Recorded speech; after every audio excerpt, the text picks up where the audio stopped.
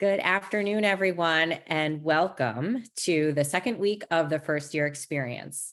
This week, we have the Access group joining us. So I have Carrie Rose Tomo, and I have last year's valedictorian, Alexandra Federline, and they're going to talk about the services that are available to all students on campus. So thank you both for joining us today.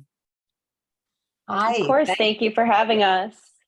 We would love to see your faces. We understand if you don't want to, that's obviously your choice, but it's much nicer if we can see your faces. So I'm going to start, and of course, my name is Carrie. I'm the director of the Center for Access and Disability, and Allie was proudly registered with us, and also is the valedictorian last year of the last graduating class at Molloy College before we became Molloy University. So I'm going to tell you a little. First of all, does anyone know what we are? You can put it in the chat. You can unmute. Anybody? Come on. Some of you know what we're about. It's a quiet group today. You're all quiet. Okay. So we provide services, accommodations and services for any student with a documented disability, chronic illness. That can include so many different things that people don't realize. A lot of times people think of one thing with a disability, and it could be a huge assortment of different kinds of illnesses, different kinds of disabilities. I don't know if Allie wants to pop in and kind of join in with me. Sure. So it could be just a variety of things. So it could be, for mental disability or for chronic disability, just like, say you broke your leg or something, like that type of disability. So it's not just disability in either traditional or non-traditional sense, it's both. Joseph, I think you got something going on there. If you could either mute or talk, that would be great. Oh, okay. Yes, as Allie said, so many different things. I mean, a lot of people don't realize that if you have a chronic illness, you could register with us and possibly need some kinds of accommodations.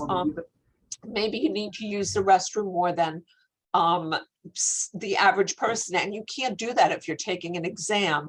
So being registered with us and taking your exams in the testing center would allow you to be able to take breaks when you need to.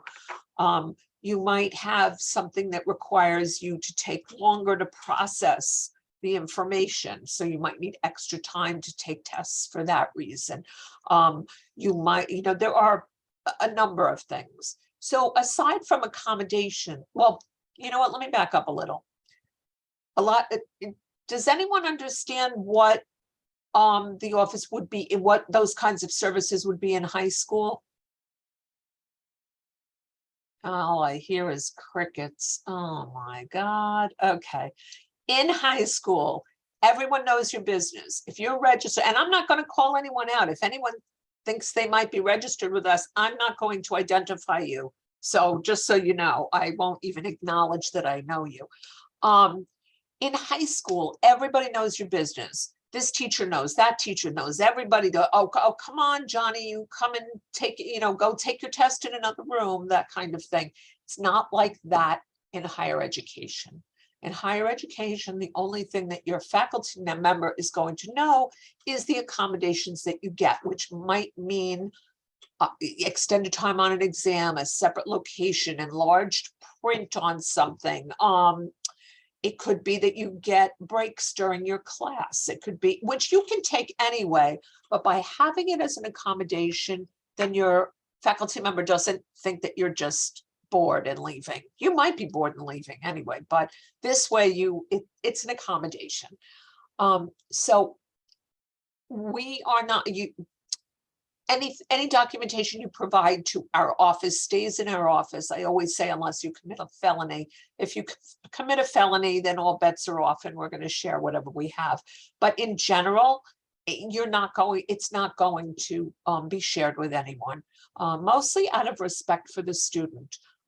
It's your story to tell. It's not mine. It's not my office's. So if you choose to share information with your professors, that's fine. And we encourage it. We encourage you. Sometimes it's very liberating to be able to speak about it. But sometimes it's not. And you have to judge professor by professor what works for you. So if you have questions or comments, you can put them in the chat if you don't feel like showing your face and answering. Are there any questions? I always find that working with students that need accommodations, the best thing is to just have that conversation with the professor, the faculty, just so that you're both aware of your needs. And I know that all the faculty are more than happy to support the students in whatever accommodations that they need. I know, just in particular for larger classes, and I teach classes with 60+ students, it's always good to just kind of have that one-on-one, just so I'm aware of it. If I'm assigning things online, just as a reminder to give extra time if needed, or what specific accommodations, that's always a good, helpful reminder. So it really just, I want to empower you to be an advocate for yourself and to be comfortable with talking to whoever your instructors are. Thank you. I appreciate that. I'm Oh, yay, a face. Hi, Um, thank you so much for showing your face. a question. Go ahead. So, I have a professor and I don't know how to approach her to tell her that, like, I don't understand her curriculum and the way that she teaches. Like, how can I, like, approach her? In terms of that you don't understand. Like, the- she goes at a very, very fast pace, and like, I don't know how to approach her and like not confront, like speak to her, like to resolve this problem. Well, have you tried emailing her? I have, and Start? I tried speaking to her. I'm sorry? I've tried speaking to her. And she doesn't seem to be receptive to you? I mean, I don't know, because like the way she responded, I don't know like if she like understood what I meant. I don't know. Did you set up a separate meeting with her? Like ask to set up an appointment with her? How can I do that? Email her? Sure, you can email Okay. and say, I would like to meet with you either before class or after class or at your convenience, and so that I can go over it. And then I would have very specific questions about what it is that you're not understanding and what way maybe would make it more understandable for you. I mean, I'm speaking just as I'm not speaking from my role as through access and disability, but just as a colleague of many of the faculty. I think that's Dr. Cutter, I think that's is that what most faculty members would want? Yeah, again, those conversations are, I think, the most important thing that you can be doing. You really need to advocate. I mean, one of your faculty member will have very prescribed office hours. I call them drop-in hours because I think office hours sound intimidating.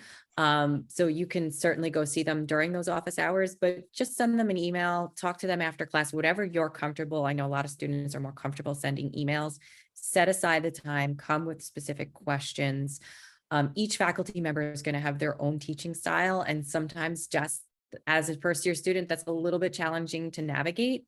And, it might just be getting used to one another, but if there's additional resources that the faculty can share with you, maybe there's reading assignments, maybe they know of other, helpful videos, resources in the library, they can certainly point you in the right direction. As far as going too fast in class, I mean, that might be just a personal style of the faculty member, but I'm positive that they will be more than happy to give you additional resources and support, maybe help you with finding tutoring, that sort of stuff. The faculty are always more than happy to do. And of course, if there's ever an issue and it's not being resolved, you'll find the Office for Access and Disabilities. You certainly can come to my office or speak to an advisor or another faculty member that you're comfortable having that conversation with.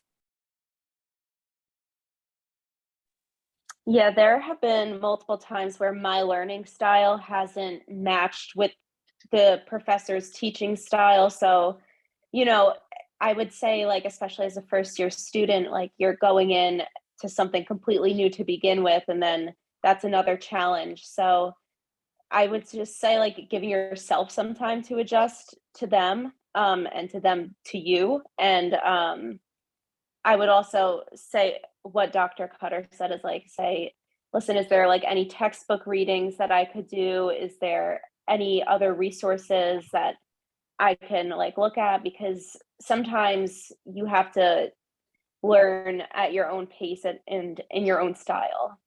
So that's my advice to that. Yeah, but I would definitely talk to the professor. Yeah, usually the first bet is talk directly to the professor. And I know it sounds intimidating, but honestly, we're really nice. Even if we are speeding through lectures, really, and I know, and I can really only speak for myself, but we really appreciate when students come to talk about it, talk to us, what challenges they're having. And maybe it's not just you, it might be other students in the class. So then they can take that feedback and maybe make changes to how they're delivering content in the classroom. So just be an advocate for yourself. And, I- go ahead. I thought there was another question in the chat. So I think Eddie was asking about ways to get in contact. So I know that I just put Carrie it in. Sharon. Okay, great. Did you have a specific question, Eddie? Like maybe where they're located or, that's helpful Oh, too. yes, I should tell you that, right? That's Yes, we're located in the lower level because we don't say basement, the lower level of Casey, in room 17017. We're pretty approachable. If we're not open, room 11 will be open, and that's the testing center. Lee is our new full-time administrative assistant, so she is there.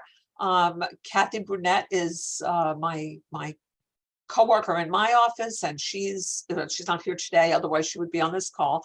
But she's available as well.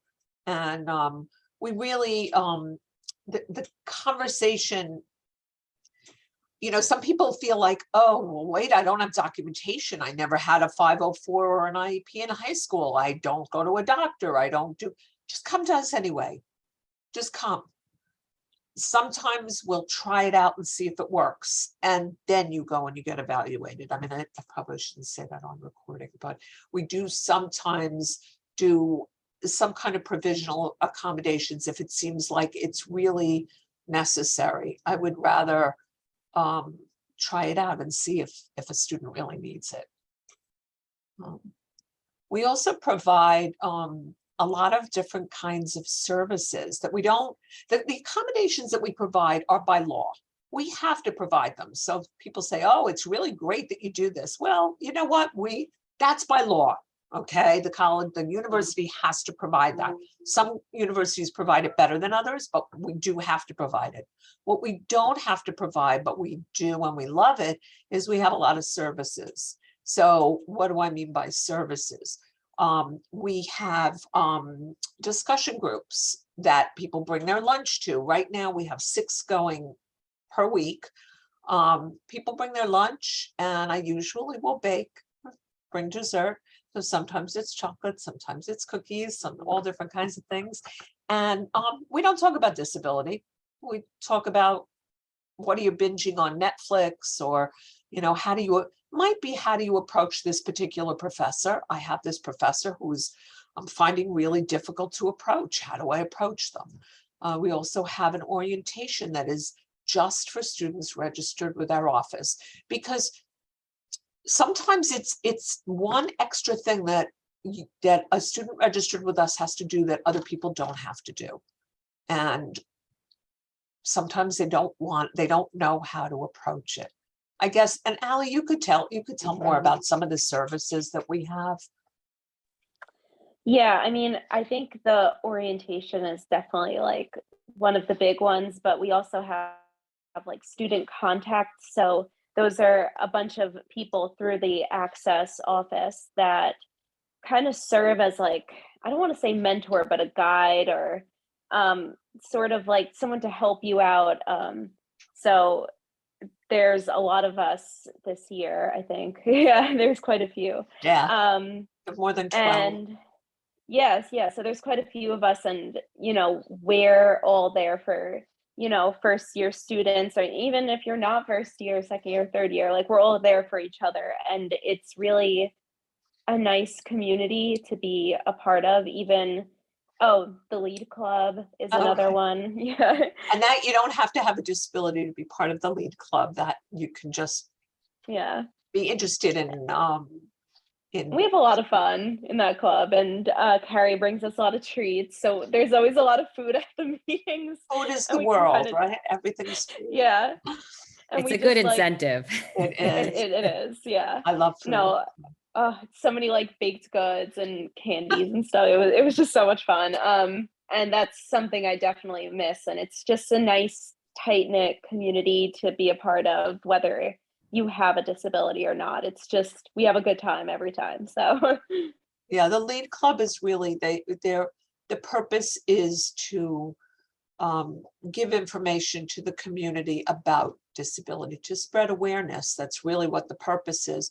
So if you're planning to be a special ed major, or you're planning to be some other, you want to be working with people with disabilities, you have a family member with a disability, I mean, that would be a reason also to get involved. Or just to have fun, or just to have food, we Yeah, you're getting a really lot of love- shout outs for the baking. Yes. I know. So I would love to, let me see if question, thank you, Alana. Thank you, Ally. Yeah, it's usually mixes, but I try. Okay, 1 minute. I'm sorry, someone is trying to sign in, and I'm trying to send them the link, because they're saying they're not able to get in. Yeah, it's a new link from last week. So just make sure they have the updated, because that was a special one because we had so many students joining us. Okay, This so one- if you guys can just give me like 1 minute so I can send it to this student. I would Absolutely. like the student to be able to participate. So I apologize that I'm kind of going. So off. I wanted to also just mention something that Carrie said too, is maybe if you didn't have accommodations, an IEP or a 504 in high school, but you are feeling a little bit overwhelmed, it's always good to just go and have that conversation with Access and Disabilities and just see what's going on, and see what ways that we as a Molloy community can provide you that support. Sometimes it's just pointing you in the right direction to say, hey, have you tried having that conversation with your professor? Hey, did you hear about the writing center? Oh, there's open hours for math and the sciences in the library learning commons. Yes. So sometimes it's just giving you information to help support you. And so it's always, everyone is here to help you, but certainly Access and Disabilities would love to have those conversations if you feel like you need a little bit of support. Even if you say, well, I don't have a disability, I don't have a disability, but maybe I do. Not really sure. Some people tell me I do.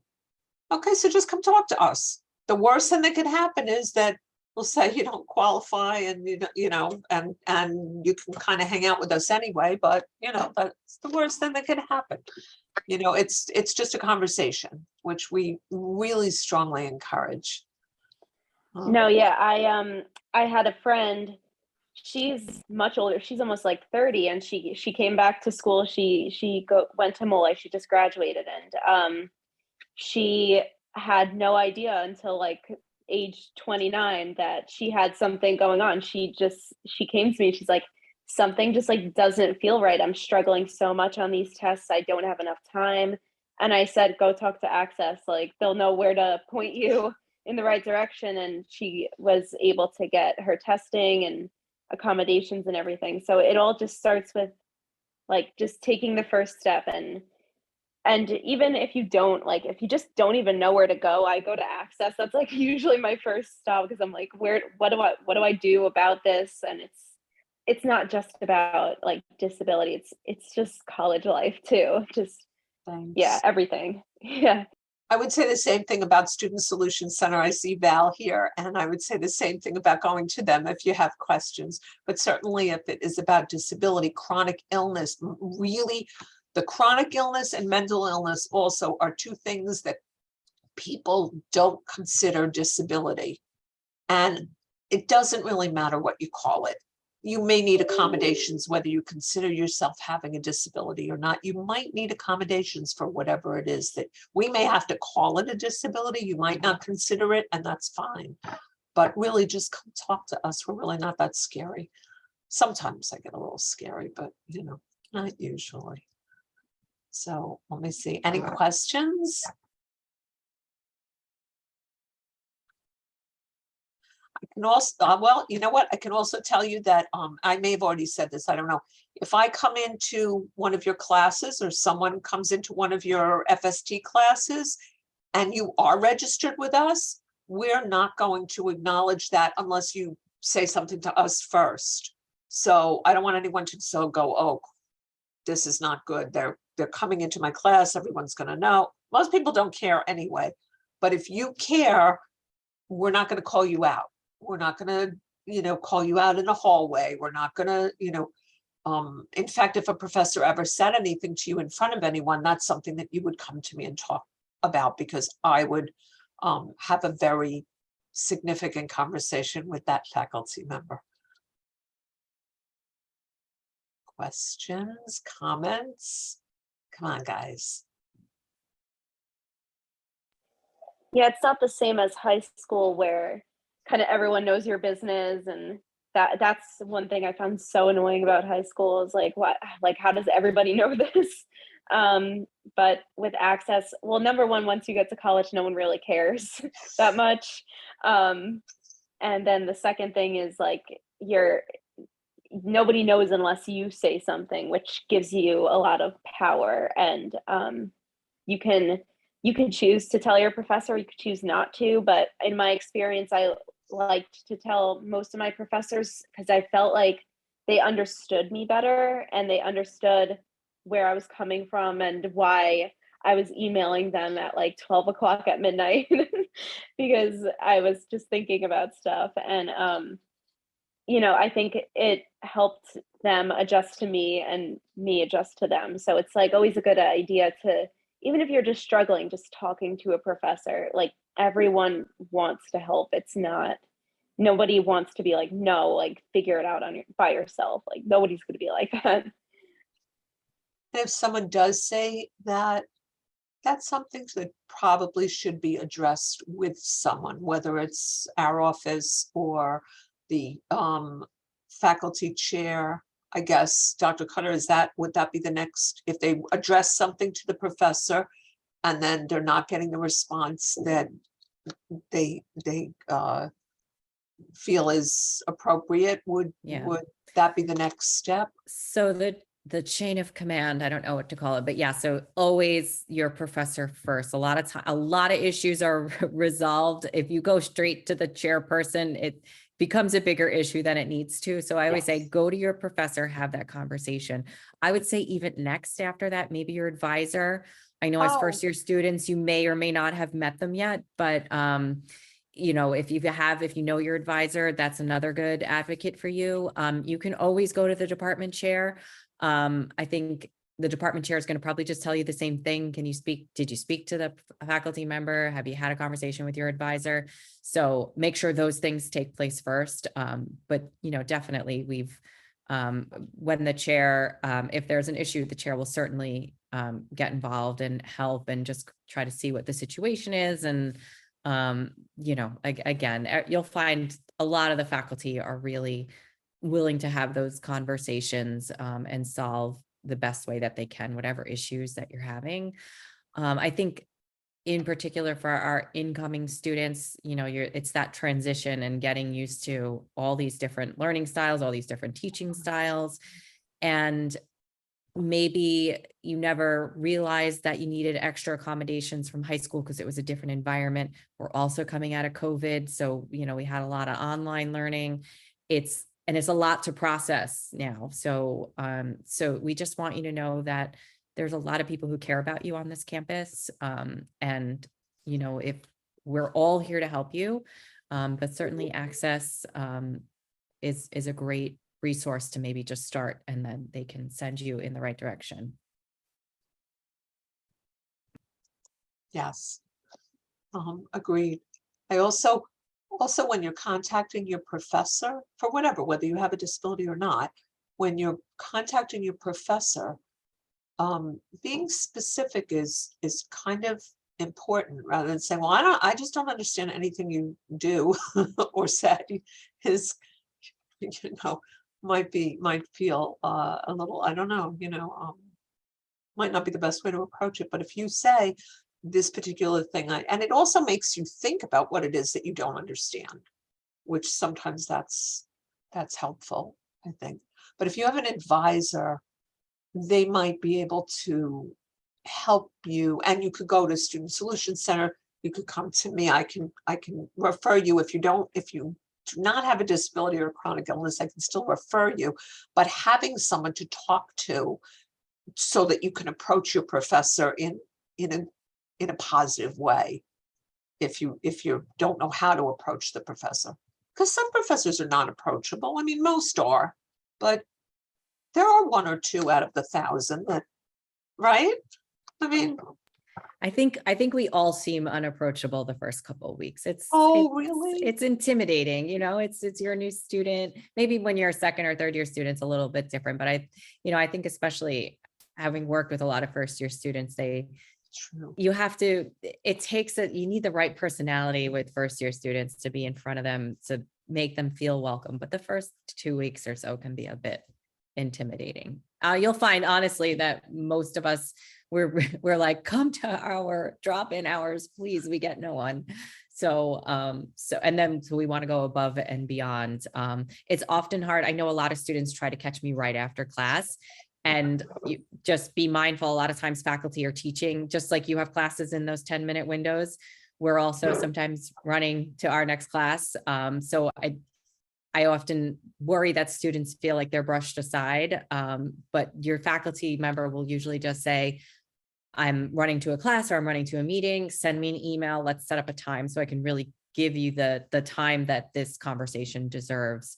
It's very tempting to catch them right after class, but that's often, just like you, a challenging time to really get the response that you need.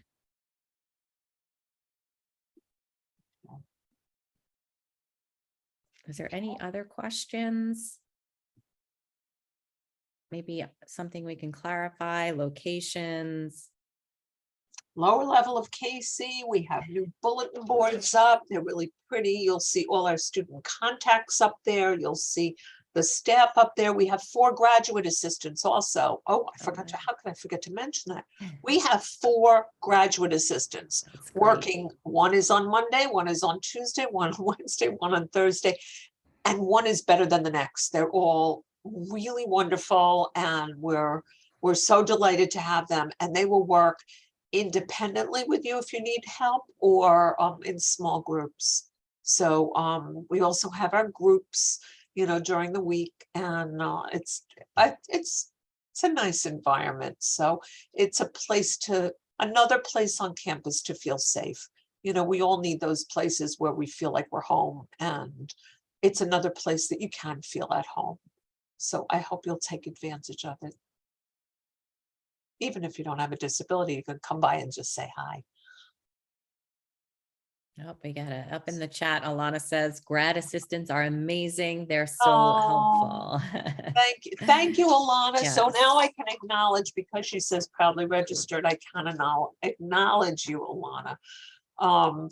Yes, thank you. The grad assistants really are, they all work together. They meet once a week together online, and then they, share information, and they're actually planning a party for Tuesday to sign up for tests, because you have to sign up for your exams in advance. And we do a lot of fun stuff, actually.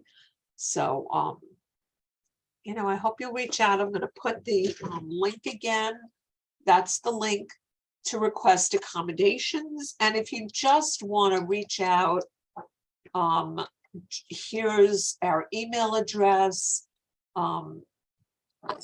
Please just reach out. if you have a friend who says, you know, I used to get extra time in high school and I don't really know what to do. Well, now you're in that position to be able to tell them, wait a minute, this crazy gray-haired lady said that, you know, we should go to them. So please, please, you know, let your friends know. I mean, we're not trying to drum up business. We just want to make sure that everyone who needs accommodations can have access. Okay, so thank you all. And for it's such a benefit to actually, you know, realize like I don't like there's no reason to be embarrassed about it, because it's your way of like putting yourself in the best position to succeed. Like I wouldn't be able to have the success that I had if I didn't have the access department. Like that wouldn't be possible because everybody's different. Everyone has their own abilities. And I decided to take this into my own hands, and I said, I'm going to put myself in the best position that I can. And everyone learns differently, and Molloy really makes it you're worthwhile to use these resources. Like it's really worth it. And I feel like hopefully I'm a good example of how you're an amazing valedictorian, seriously, like that, you know, that is, and it just, yeah, so proud, so proud.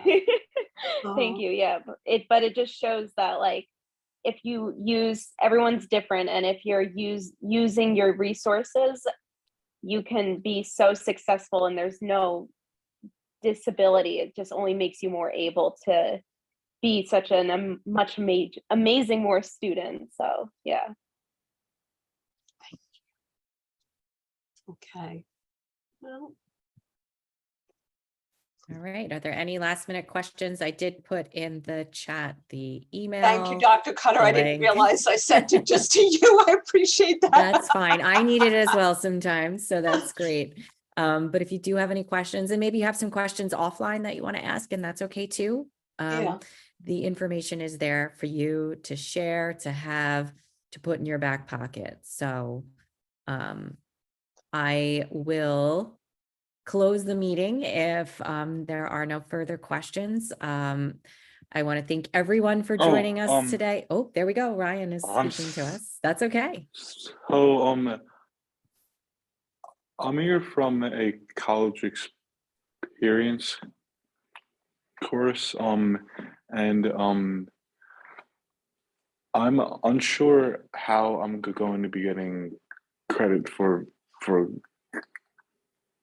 coming here, because my teacher says that I have to have 2 social hours under my belt, and I'm unsure how that works.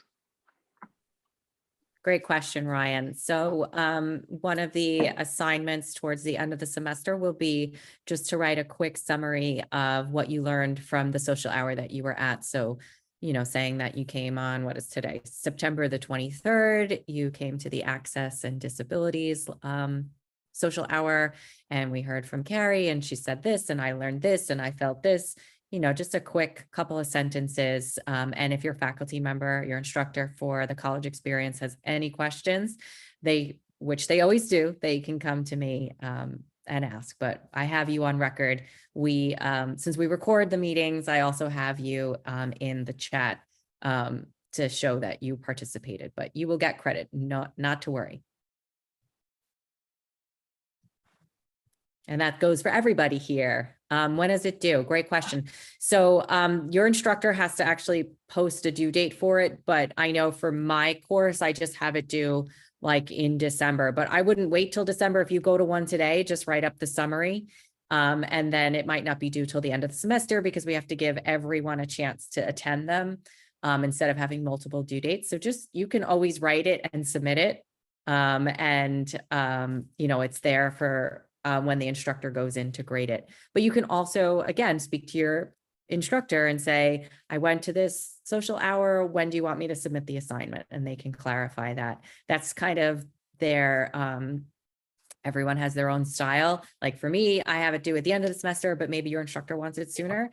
So just ask them, but we definitely, we have record of all the students that joined us here today. So I hope that helps. Yes, thank you. You're all typing into the chat. I also have it, I have it physically recorded, but there's usually no issue. It was just a way to, because we know these social hours really give a wealth of information to our students. We really just wanted to make sure our students have a chance to attend them. I hope you have a nice day as well, Eddie. Thank you. Thank you. All right, so thank you for joining us today, Friday, September the 23rd. Again, my name is Dr. Noelle Cutter. I'm the director of the first year experience. We have Carrie Rose Tomo joining us from Access and Disability. We have Val Kutcher from the Student Solutions Center, and we have our valedictorian, Alexandra Federline, joining us here today as well. So feel free to reach out to any of us if you have. Oh, yes, we got more questions. I have a question for the valedictorian. What motivated her to put in the time to be a valedictorian? You know, I think there was a lot of time put in, like, no doubt. And it's not, the learning experience does not end in the classroom. It really doesn't. You have to go home, study, you have to go the extra mile and go up to your professor and say, like, what else can I do? You can always watch YouTube videos. I feel like that was always like such a great resource. But it's a lot of time put in, but that shouldn't ever discount, you know, all the people in my life that helped make it possible, which was like Access, Dr. Cutter as one of them, Dr. Evans, and my family and my boyfriend. So it's having a good support system is a huge part of that. It's not just the amount of time you have to put in, but having those people in your life that are on your team always. So. And one more quick question. What do you want to do for a living? Okay, so I want to be a doctor. I'm looking into obstetrics and gynecology, but I also recently just started looking into pathology because I just think that's really cool. So I'm looking to eventually be a doctor or some type of researcher in that field. How much hours have you put forth to studying and doing homework? Oh, 25 hours a day. Basically, if there were 25 hours, no, but there were a lot of late nights. I'm not gonna lie, there were a lot of weekends and a lot of days where I wish I could have been doing something else, but I was studying. So what you had to do was make a ton of sacrifices then. Yes, yeah, but it's important to never sacrifice what's like truly important to you. And I realized that in my last year of college, in terms of having a more steady like work-life balance and making sure that I'm taking care of myself, because if I'm not taking care of myself, then I'm not gonna be able to take care of anything else. So in retrospect, I wish I took more care of myself, but you know, there's always hindsight is always 2020. So Thank you. Of course, a lot of hard work, a lot of support, and a lot of, I think, reflection on what works for you and all that, and empowering yourself to speak up when you have questions. Have you ever got a C in any of your? Probably not. No, I have not. In high school, yeah, but not in college, no. In college, what is the minimalist grade that you have ever received? It's okay. You don't have to answer that. So Allie worked very hard. She was an outstanding student. Yeah. She was an advocate for the class. She was a driver of, research Did projects you- that she was involved in. Always get 800s. Basically. She works Okay. hard. I think if you work hard, Yeah, there's, yes. and you put that support in place, I think you have everyone has the potential to be I successful. 100% agree. I 100% agree. I'm not just like the super freak genius that just got here by luck. I put in Yeah. so many hours and Yes. that's what it is. It's if you really want it and you put in the time, you can achieve what you want. Allie I worked think very we'll hard. end it here. Yeah. Yes. Thank you, Ryan. Those are thoughtful Of course. questions. And Allie, thank you for Yes, of for course. answering them. All right. I know in the interest of time, I don't want to keep anyone too late on a Friday. But thank you for joining us again. Everyone here on campus is to be part of your welcoming community at Molloy, and we're all happy to help you. With that, I hope you have a wonderful weekend and you enjoy what's left of the beautiful weather before it turns cold. And yeah, I know, no F words for fall yet, right? Don't use the S word. Yes. But thank you for joining us, and please join us next week or the following week. We are here every Friday from 2 to 3. Bye, Thank everyone. you. Thank you. Bye.